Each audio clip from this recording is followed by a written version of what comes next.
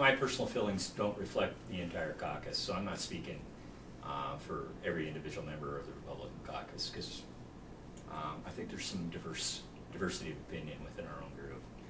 But I don't think that you can spend your way out of this economic downturn that we have. I think what is going to get us out of that is we need to return to the principles that made America great, which is living within your means and saving for a rainy day, and the private sector. I think the private free enterprise sector is the best at fixing these type of problems, because right now we don't know what a lot of assets are worth out there, and you got the government propping up different industries like the banking industry and the investment industry and the auto industry potentially. And in the free market, when someone is doing poorly, they have to reorganize or they go out of business, and then people that are better players or better performers or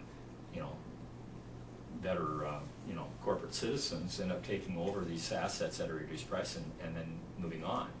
But we have such a large degree, we have the government interfering in the private sector now that I feel like it's causing more chaos than good. And if you look back to the Great Depression, we spent a pile of money for the first 8 years of the first 2 terms of Roosevelt's administration. And we were still, mired in double-digit unemployment right up until World War II broke out. And all that deficit spending during the Roosevelt administration didn't fix the problem, and I don't think this is going to, this stimulus package is going to fix the problem either. Safe to say that you, at this point, don't support the joint resolution that's been talked about? No, I won't be supporting that. But I'm realistic enough to know that it's going to happen regardless if I support it or not. That money's going to come to Montana, and we need to be good stewards with that money. So you're not advocating anything like, Montana should, refuse the money if it Well, I comes think we would be better off if we didn't take the money. I really do. But I'm in a minority position, and that's not going to be the case. I mean, you got to be realistic. How would we be better off if this is federal money, if this is federal dollars, and it's a matter of the federal government's going to spend this much money, Mm-hmm. Montana, you can have your share of the pie, or it's just going to go somewhere else. Well, we're already a big welfare state. I mean, for every buck that we send to Washington, D.C., we get somewhere between $1.60 and $1.80. Last figures I saw, I can't remember the exact numbers. But we get a substantial amount more back from the feds than we pay in. And this is just going to increase our reliance and dependency on the federal government. And so building programs that came with that federal money and then not being able to support them down the road. Right. I mean, a perfect example is that fish hatchery that's been built out of Fort Peck. There was groups like the I just read a thing from the Walleyes Unlimited or wherever their group is, and they wanted a smaller design on that warm water fish hatchery, and the feds didn't listen to them. They built this real big fish hatchery that cost us about twice as much as what we had figured in terms of maintenance and upkeep and overhead, and it's been a burden for us. Well, if you can imagine, if we pump $3 billion into infrastructure projects around the state, and we build buildings that we don't need, we make 2-way highways into 4 lanes that we don't need, and then the feds leave, well, the state of Montana is on the hook for the maintenance and the upkeep. What about maintaining and upkeeping things that are falling behind because there hasn't been money? That's exactly what I'm talking about. I know the money's coming. Even though I'm philosophically opposed to it, it's going to happen. So what we need to do is do the things that are smart. Like there's about $300 million worth of deferred maintenance on public schools.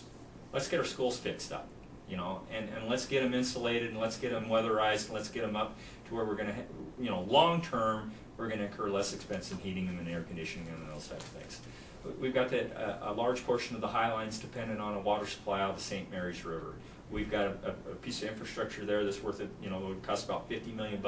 We've been talking about years the need to do that. Let's do that project. It's been on the books. We know it needs to be done. We've never had the funding to do it. Once again, I don't think that's the proper role of the federal government, but if they're going to give you the money, let's do something that we have already identified needs to be done. So at the state level, if we're not going to have a choice whether or not the federal government actually spends this money, then what you're saying is let's spend it on things that we know we need. We know we need, absolutely, that are going to impact people's lives for the positive, and not just, build new museums that we potentially, you know, don't need, people aren't gonna go to, and we can't afford after they're gone, or like I said, Sure. making Highway 2 a 4-lane road, or another fish hatchery we can't use. What role can the legislature play, or do you think the legislature ought to play in handling that money once, you know, whenever it finally is decided upon in Congress and we figure out how much we're gonna get?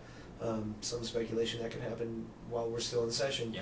But if not, or even if it does happen while we're in session, what role should the legislature play in determining how that money's doled out? We need to have an oversight role, and I just saw in yesterday's paper, maybe it was today's paper, that the Senate is gonna have a bill that's gonna have both House members and Senate members and people from the private sector to form an oversight coalition type group that's gonna provide some direction and some oversight to make sure this money isn't wasted, that it does go to valid, sustainable type projects. So maybe not something where the whole legislature votes on No. on it, but there is some oversight going forward. Do you think that this is going to be a highly political issue this session? This federal money? I don't think so. You know, I'm sure there'll be some floor speeches. I might give one. You know, talking about the pitfalls of ever more dependence on the federal government, and but you know, I'm pragmatic enough to know that they've got the votes and they want the money and it's coming. So I could stop it if, you know, anyway. So let's do the right thing with it. Let's do something that's going to be good for the citizens of Montana. That's going to have some lasting effect. It's not going to burden us down the road.